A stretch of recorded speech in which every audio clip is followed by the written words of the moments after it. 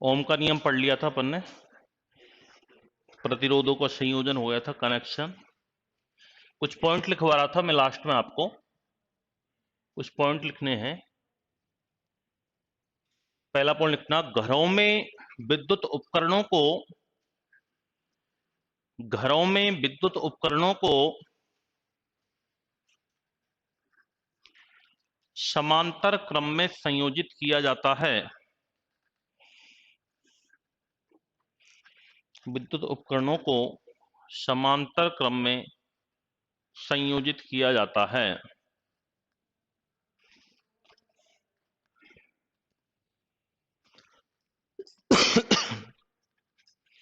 ताकि एक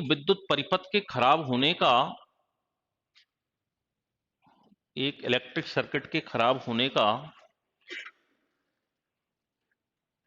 किसी अन्य सर्किट पर कोई प्रभाव नहीं पड़े, किसी अन्य सर्किट पर कोई प्रभाव नहीं पड़े,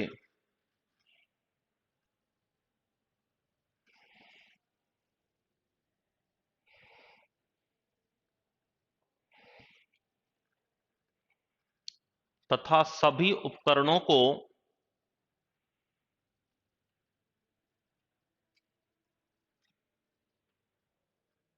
समान वोल्टता मिल सके, समान वोल्टता प्राप्त हो सके।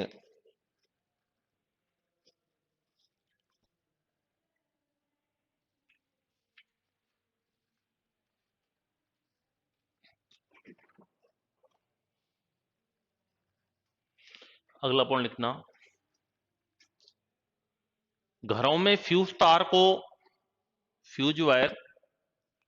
को श्रेणी क्रम, सीरीज कनेक्शन, घरों में फ्यूज वायर को श्रेणी क्रम संयोजन में लगाया जाता है, श्रेणी क्रम संयोजन में जोड़ा जाता है। यह टिन तथा सीसा, Fn plus PB, tin plus plumbum सीसा से मिलकर बना होता है।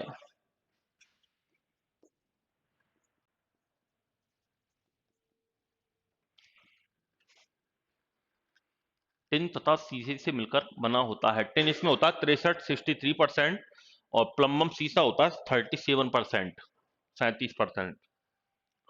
टिन तथा सीसे से मिलकर बना होता है। और फ्यूज वायर का काम क्या होता है? अधिक करंट फ्लो के समय परिपथ को जलने से बचाता है। ये देखो, यह अधिक विद्युत धारा प्रवाह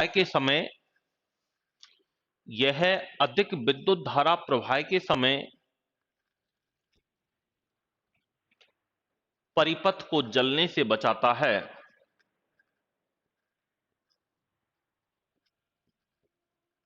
परिपथ को जलने से बचाता है।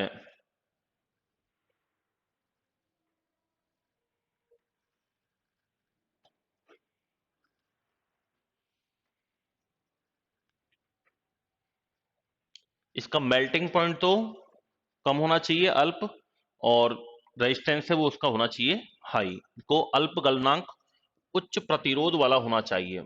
Low melting point, high resistance.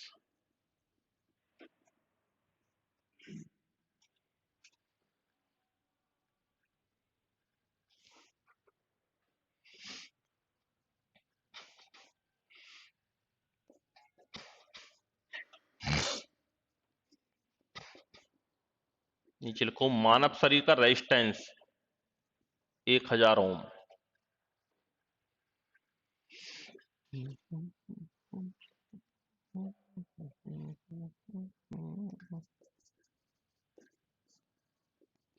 Electric bulb के अंदर कौन सी गैस भरी जाती है?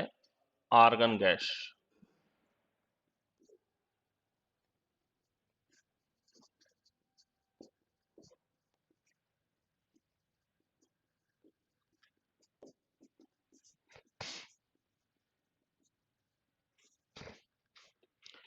ट्यूबलाइट में आर्गन तथा पारे की वाष्प भरी होती है।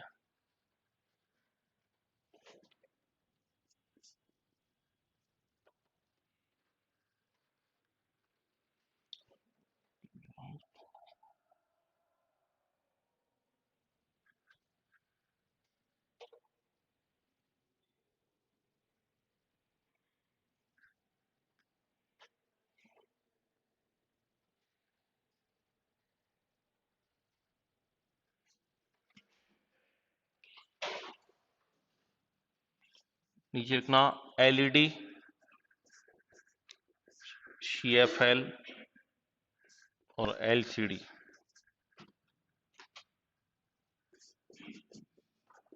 Light emitting diode, compact fluorescent lamp, liquid crystal display.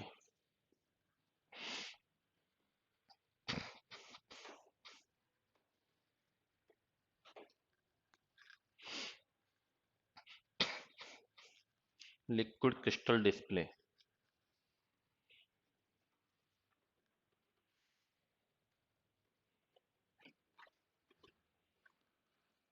Electric efficiency, विद्युत दक्षता के अनुसार इनका क्रम पूछे तो सबसे पहले आती है एलईडी, सबसे ज्यादा एफिशिएंसी होती है एलईडी की, फिर होती है सीएफएल की, फिर होती है ट्यूबलाइट की, फिर होती है बल्ब की।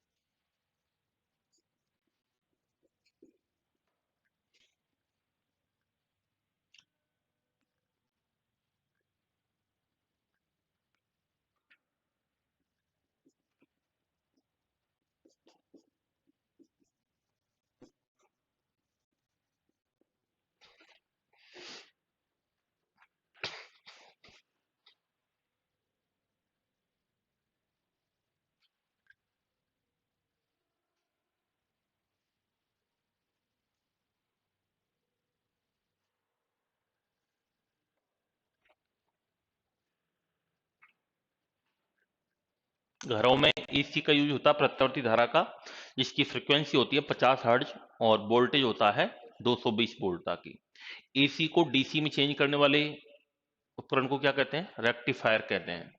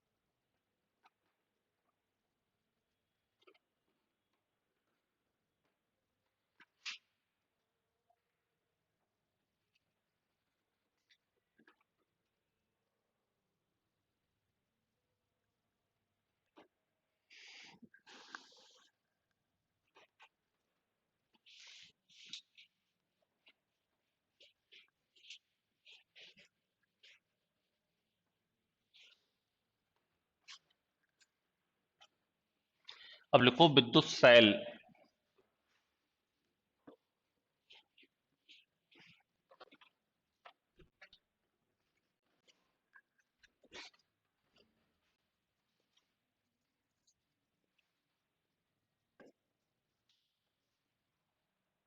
Electric cell. इलेक्ट्रिक सेल क्या होता है? वह उपकरण जो रासायनिक ऊर्जा केमिकल एनर्जी को इलेक्ट्रिक एनर्जी में चेंज करता है, उसको क्या कहते हैं? विद्युत सेल कहते हैं। ये विद्युत सेल दो प्रकार के होते हैं, एक तो प्राइमरी सेल और एक होता है सेकेंडरी सेल। प्राइमरी सेल का मतलब तो क्या होता है कि नॉन रिचार्जेबल होते हैं, प्राइमरी सेल का मतलब होता है ऐसा सेल जिसमें रासायनिक ऊर्जा को विद्युत ऊर्जा, केमिकल एनर्जी को इलेक्ट्रिक एनर्जी में तो चेंज कर सकते हैं, लेकिन इलेक्ट्रिक एनर्जी को वापस रासायनिक ऊर्जा केमिकल एनर्जी में चेंज नहीं कर सकते। उनको कहते हैं प्राइमरी सेल कहते हैं, अर्थात इनको नॉन रिचार्जेबल होते हैं ये, इनको बार बार चार्ज करके हम पुनः यूज में नहीं ले सकते। जैसे घड़ी, रेडियो, ट्रांजिस्टर में सेल लगते हैं, ये किस प्रकार के सेल हैं? ये प्राइमरी सेल होते हैं। इसको ड्राई सेल कहा जाता है या शुष्क सेल कहा जाता है। शुष्क सेल के अंदर एक इस प्रकार से आवरण होता है, बाहर की तरफ ये जिंक का आवरण होता है, ये जस्ते का।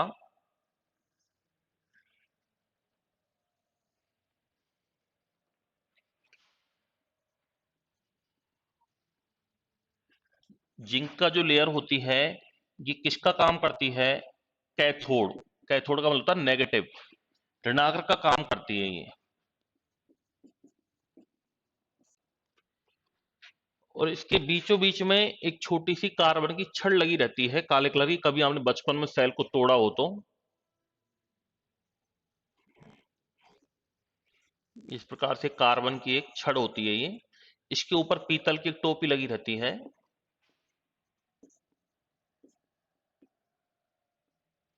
और ये कार्बन की छड़ जो होती है ये किसका काम करती है?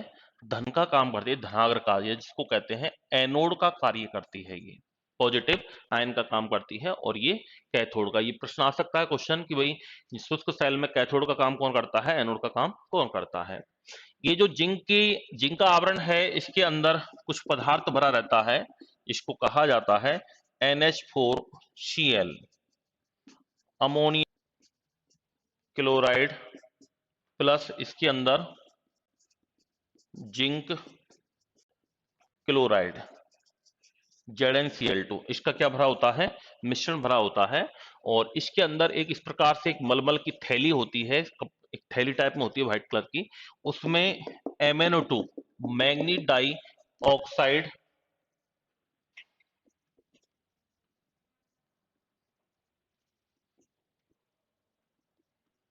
प्लस इसमें कार्बन का पेस्ट भरा रहता है, कार्बन का चूर्ण भरा हुआ रहता है। तो इसकी नॉर्मल इसकी बनावट है ये, इसको कहते हैं प्राइमरी शेल। जब NH4Cl, जब जस्ता जो होता है जिंक इस NH4Cl से रिएक्शन करता है तो एक गैस बनती है इसमें जिसका नाम है अमोनिया। इस यहां पर एक छोटा सा छिद्र लगा रहता है, इस छिद्र में से कौन सी गैस बाहर निकल जाती है? अमोनिया गैस का उत्सर्जन हो जाता है, क्योंकि इसमें जो रासायनिक अभिक्रिया होती है उसके दौरान अमोनिया गैस का उत्सर्जन होता है। इस प्राइमरी सेल में जो केमिकल रिएक्शन होती हैं वो इरिवर्सिबल होती हैं, इसी कारण से इनको अपन वापस चार्ज करके पुनः यूज में नहीं ले सकते हैं। घड़ी, रेडियो, ट्रांजिस्टर, इसके अलावा लेक्लांसी सेल, डैनियल सेल, ये सभी किसके एग्जाम्पल हैं? ये प्राइमरी सेल के ही एग्जाम्पल हैं। ये जो प्राइमरी सेल होता है इसका ईएमएफ की बात करें, इलेक्ट्रोमोटिव फोर्स की बात करें, तो लगभग होता है 1.5 वोल्ट, और इससे 0.25 एम्पियर का करंट लिया जा सकता है। जबकि सेकेंडरी सेल होता है उसका थोड़ा ज्यादा होता है, उससे अधिक वैल्यू की, अधिक मान की धारा प्राप्त कर सकते हैं। तो पहले लिखो विद्युत सेल। देखो वह उपकरण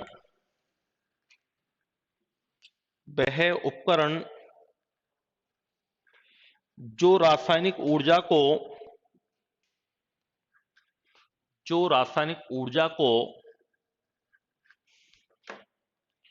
विद्युत ऊर्जा में रूपांतरित करता है,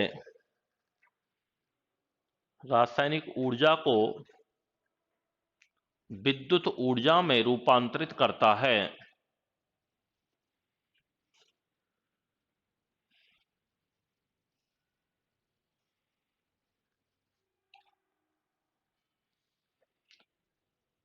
यह दो प्रकार का होता है। यह दो प्रकार का होता है। पहला लिखो प्राथमिक सेल। सॉरी, प्राथमिक सेल, प्राइमरी सेल। देखो इसमें रासायनिक ऊर्जा को विद्युत ऊर्जा में chemical energy change into electrical energy. रासायनिक ऊर्जा को विद्युत ऊर्जा में रूपांतरित किया जा सकता है, लेकिन विद्युत ऊर्जा को रासायनिक ऊर्जा में नहीं कर सकते हैं। लेकिन विद्युत ऊर्जा का रूपांतरण रासायनिक ऊर्जा में नहीं कर सकते हैं।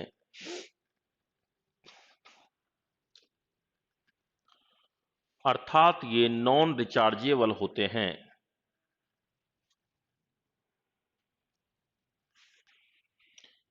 एक बार उपयोग में लेने के पश्चात बेकार हो जाते हैं।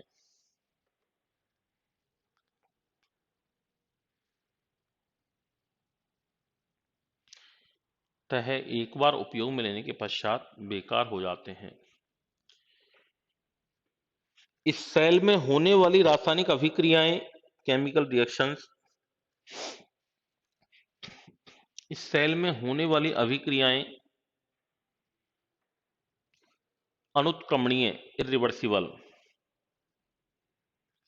होती हैं।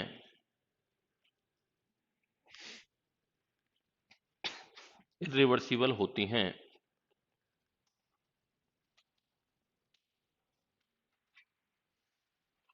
नीचे लिखो, जैसे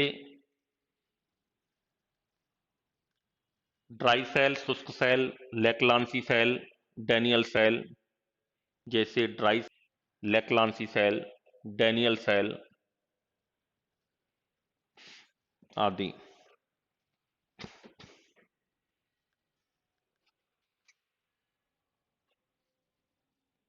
नीचे लिखो, शुष्क सेल का उपयोग, नीचे आप हेडिंग डालो शुष्क सेल, शुष्क सेल, ड्राई सेल। डायग्राम बना लो, इसी में से समझ लेना क्या क्या भरा होता है इसमें। एक मिनट आया।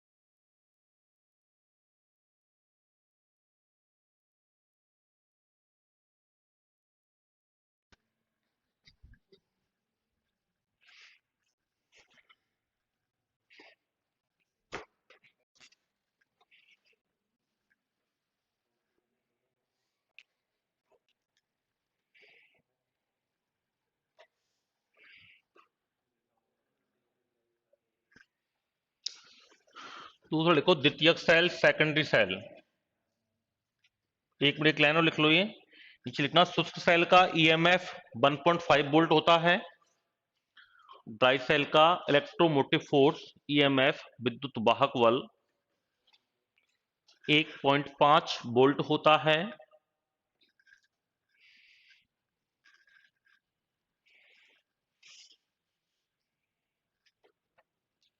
तथा इससे 0.25 एम्पियर की तथा इससे 0.25 एम्पियर की इलेक्ट्रिक करंट लिया जा सकता है।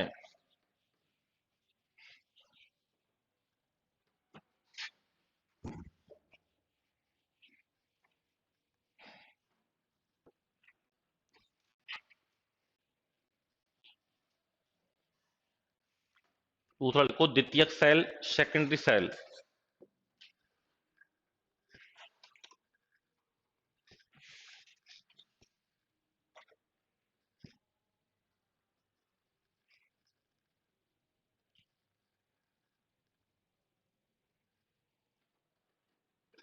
देखो, ऐसा सेल जिसमें विद्युत ऊर्जा को रासायनिक ऊर्जा में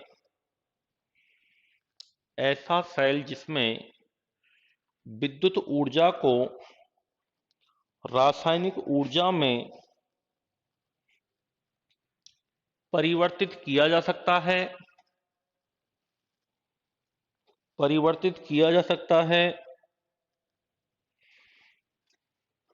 लेकिन रासायनिक ऊर्जा को विद्युत ऊर्जा में नहीं लेकिन रासायनिक ऊर्जा को विद्युत ऊर्जा में नहीं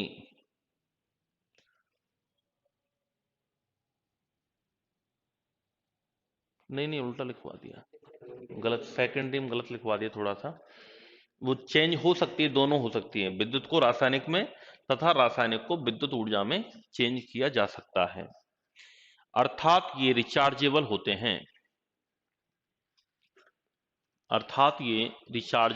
हैं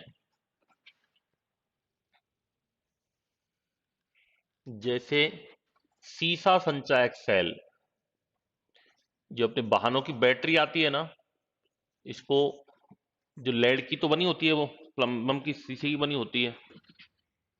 इसमें क्या होता है, इस प्रकार एक कांच का आयताकार एक पॉट होता है, बर्तन होता है ये।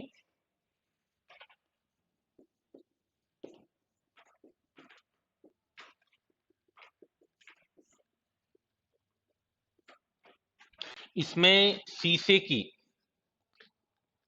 जालीदार कुछ इस प्रकार से पट्टियां लगी रहती हैं।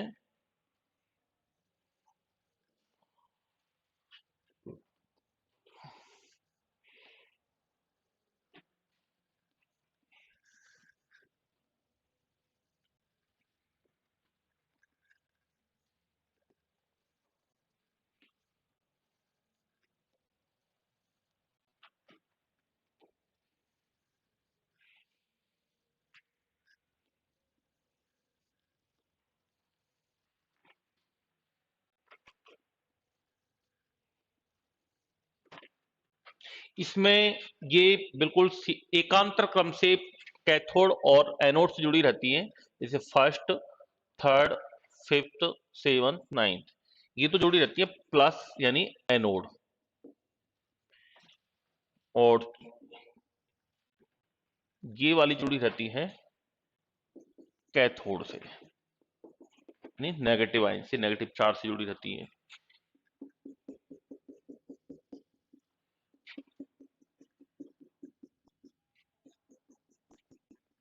ये जो शीशे की जालीदार पट्टियां होती हैं, इन पर लेड मोनोऑक्साइड,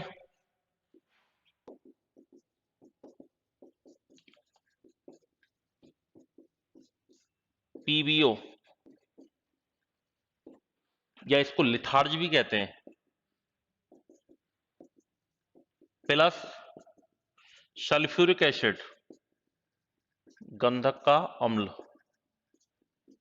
H2SO4 का इसमें क्या भरा होता है, लेप भरा होता है। और ये जो पट्टियां होती हैं वो एक सल्फ्यूरिक एसिड में डूबी रहती हैं। इसके अंदर भरा रहता है डाइल्यूट H2SO4, तनु सल्फ्यूरिक अम्ल। कई बार प्रश्न आता है कि वाहनों की बैटरियों में किस एसिड का प्रयोग किया जाता है, सल्फ्यूरिक एसिड का होता है, तो इसमें H2SO4 भरा रहता है। ये कहलाता है सेकेंडरी सेल। इसमें क्या होता है, ये जो लेड मोनोऑक्साइड है पीबीओ जो होता है, ये पीबीओ इस H2SO4 से क्रिया करता है, तो ये बना लेता है लेड सल्फेट PbSO4 प्लस, क्या बन जाता है, जल बन जाता है। और जो ये जलीय विलयन होता है, अम्लीय विलयन H2SO4 का, जिसमें ये रिवर्सिबल होता है, ये रिएक्शन होती है, ये 2H plus ion plus SO4 2 minus ion इसमें टूट जाता है। जो माइनस वाले आयन हैं ये तो किधर की तरफ गमन करते हैं, एनोड की ओर गमन करते हैं, और जो प्लस पॉजिटिव वाले आयन हैं ये किधर गमन करेंगे, कैथोड की ओर मूव करते हैं। धीरे धीरे सेल क्या हो जाता है, दोबारा से चार्ज हो जाता है, फिर पुनः उसको यूज में ले सकते हैं। ये कहलाता है सीसा संचय सेल है, बैटरी कहते हैं इसको, सेकेंडरी सेल। बना लो ये।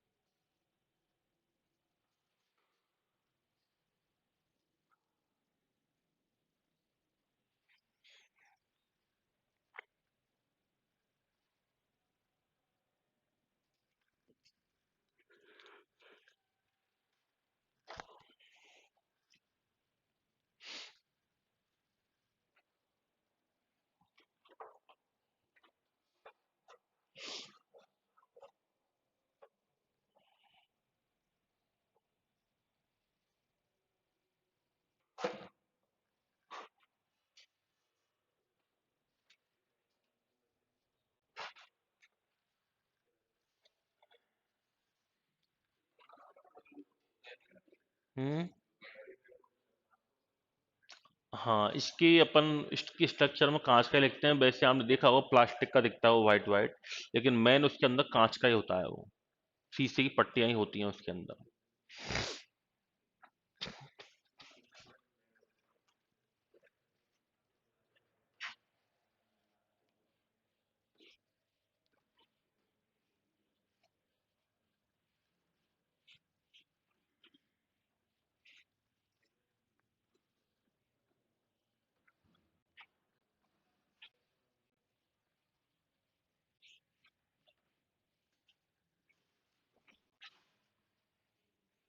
तो ये आपका इलेक्ट्रिसिटी के जो नॉर्मल नॉर्मल क्वेश्चन है कॉम्पिटिटिव वाले, वो इस प्रकार के पूछे जाते हैं।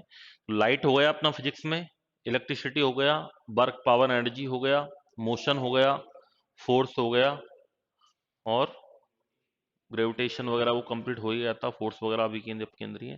तो यही कॉमन टॉपिक होते हैं इसके अंदर। कोई एक कौन सा करवाया था? वेव्स करवा देंगे बाद में। कौन सा? साउंड वेव्स, वो वेव में के अंदर ही आ जाएगा। मैं सोच रहा हूँ पहले आपको केमिस्ट्री स्टार्ट करते हैं, अपन एक दो टॉपिक फिजिक्स के जो उनको लास्ट में ले लेंगे, क्योंकि मेन मेन टॉपिक्स तो आपके हो गए। ठीक है। और आप चाहो तो ध्वनि साउंड और पढ़ लेते हैं अपन। पढ़ लो, ठीक है, साउंड डाल लो, लिख लो ध्वनि।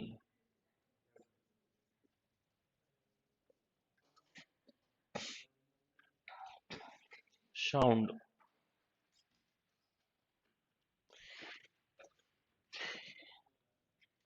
ध्वनि का स्टडी ऑफ साउंड क्या कहलाता है? एकास्टिक्स। एक प्रश्न आता है, ध्वनि का अध्ययन क्या कहलाता है? स्टडी ऑफ साउंड, एकास्टिक्स कहलाता है। ध्वनि तरंगे या जो साउंड वेव्स होती हैं उनकी नेचर कैसी होती है, और एक जो लाइट वेव्स प्रकाश तरंगे होती हैं उनकी नेचर कैसी होती है? एक प्रश्न ये आता है, याद रखना। प्रकाश तरंगों की जो प्रकृति होती है, नेचर, वो तो होती है अनुप्रस्थ, और इसकी होती है अनुदैर्ध्य। अनुदैर्ध्य का मतलब होता है हॉरिजॉन्टल, और ये होता है वर्टिकल। तो ये कैसी होती हैं? यानी जब तरंग संचरण की दिशा माध्यम के कणों के समानांतर है, पैरेलल है, तो उसको क्या कहेंगे? अनुदैर्ध्य। और जब परपेंडिकुलर है एक दूसरे के, तो उसको क्या कहेंगे? अनुप्रस्थ। जो लाइट वेव्स होती है, प्रकाश तरंगे होती है, वो कैसी होती हैं? अनुप्रस्थ। और ध्वनि तरंगे कैसी होती हैं? अनुदैर्ध्य प्रकृति की होती हैं। एक इसमें घटना आती है ध्वनि का परावर्तन, रिफ्लेक्शन ऑफ साउंड। ध्वनि का परावर्तन का मतलब होता है कि जिस प्रकार प्रकाश का रिफ्लेक्शन होता है, कि प्रकाश तरंगें आती हैं, किसी भी सरफेस से टकराती हैं, टकरा करके पुनः वापस लौट जाती है, उसको प्रकाश का परावर्तन कहते हैं। ऐसी ध्वनि तरंगों का किसी सरफेस से टकरा करके वापस लौटने की घटना को क्या कहते हैं? ध्वनि का रिफ्लेक्शन कहते हैं, परावर्तन कहते हैं। हम जो कुएं में झांक करके बोलते हैं तो हमें अपनी साउंड वापस सुनाई देती है, उसका कारण क्या है? ध्वनि का परावर्तन है, रिफ्लेक्शन ऑफ साउंड है।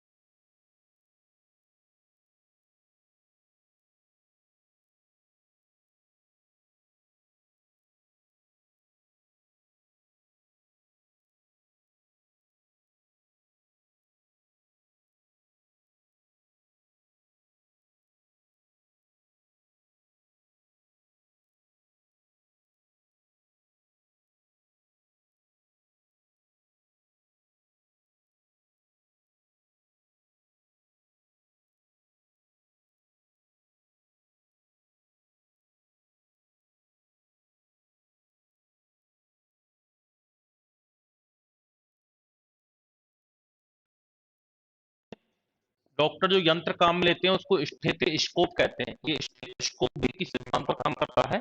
रिफ्लेक्शन ऑफ साउंड, ध्वनि के परावर्तन के सिद्धांत पर काम करता है। एक क्वेश्चन आता है कि ध्वनि के साउंड के रिफ्लेक्शन के लिए, या जो वापस जिस ध्वनि को हम सुनते हैं उसको इको साउंड कहते हैं। क्या कहते हैं? Echo sound.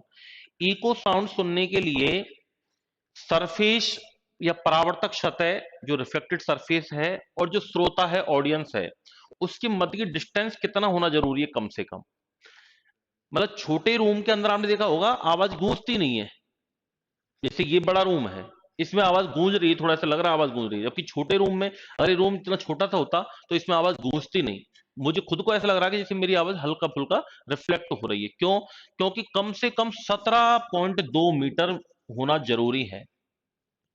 ध्वनि की चाल वायु में होती है लगभग 332 मीटर बटा सेकंड। ठीक है, जाएगी ध्वनि, आएगी वापस टकरा के, ये लगभग अपन भाग देते हैं तो कितना आता है? ये 17.5, लगभग इतना ही आता है। यानी लगभग 17 मीटर अपन एवरेज मानते हैं कि परावर्तक ध्वनि को सुनने के लिए लगभग कितनी मीटर डिस्टेंस होनी चाहिए? 17.2 मीटर, लगभग 17 मीटर। 17 मीटर मतलब लगभग 50 फीट की दूरी। जैसे ये लगभग 50 फीट की दूरी है, आपका जो रूम है ना, ये लगभग 50 फीट लंबा है, ये मान लो ये रूम आराम से है 50 फीट लंबा। तो इतनी दूरी होनी चाहिए, कम होगा थोड़ा, लगभग लगभग 50 फीट है ये। तो इतनी दूरी पे होना चाहिए। इतनी दूरी पे आवाज हमें क्या सुनाई देती है? रिफ्लेक्ट होती है, सुनाई देती है। ध्वनि का वैक्यूम के अंदर, निर्वात में ध्वनि का संचरण नहीं होता है, याद रखना। इसीलिए अंतरिक्ष में दो यात्री एक दूसरे की वार्तालाप नहीं सुन सकते हैं, या दो यात्री एक दूसरे से वार्तालाप नहीं कर सकते हैं, क्योंकि ध्वनि के लिए वैक्यूम होना, ध्वनि के लिए किसी न किसी मीडियम का होना जरूरी है। ठोस हो चाहे लिक्विड हो चाहे गैस हो, लेकिन निर्वात में ध्वनि गमन नहीं करती है। जबकि लाइट वेव्स जो होती हैं वो वैक्यूम के अंदर भी गमन करती हैं। दोनों में ये डिफरेंस है। फिर इसमें अपन पढ़ेंगे ध्वनि के अभिलक्षण। ध्वनि की जो तीव्रता होती है उसको डेसिबल में मापा जाता है। किसमें मापा जाता है? डेसिबल में मापा जाता है। ध्वनि के तीन लक्षण होते हैं, करेक्टरिस्टिक्स होते हैं। एक तो होता है ध्वनि की तीव्रता, इंटेंसिटी। एक होती है क्वालिटी, गुणता। और एक होती है लाउडनेस, जिसको तीव्रता कहते हैं। तीनों अलग अलग हैं, तो उनके बारे में चर्चा करेंगे। तो हेडिंग डालो ध्वनि साउंड। ध्वनि साउंड, पहला पॉइंट लिखना, ये अनुदैर्ध्य प्रकृति की तरंगे होती हैं। ये अनुदैर्ध्य प्रकृति की तरंगे होती हैं,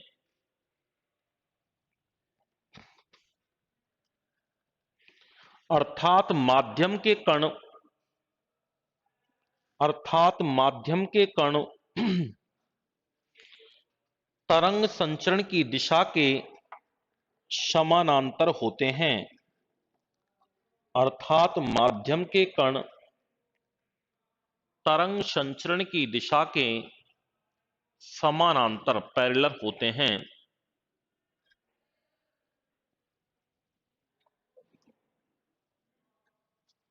नीचे लिखो, ध्वनि का अध्ययन एकॉस्टिक्स, एकॉस्टिक्स।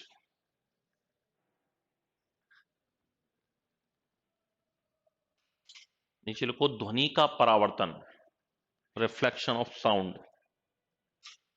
ध्वनि का परावर्तन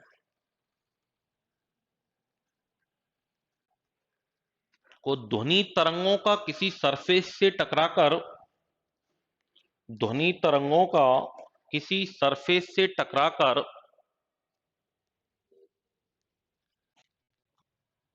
वापस लौटने की घटना को, वापस लौटने की घटना को ध्वनि का परावर्तन कहते हैं। ध्वनि का परावर्तन कहते हैं।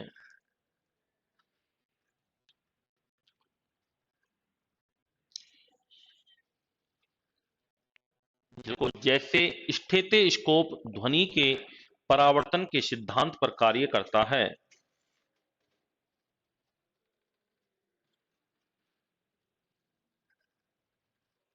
स्टेथोस्कोप ध्वनि के परावर्तन के सिद्धांत पर कार्य करता है।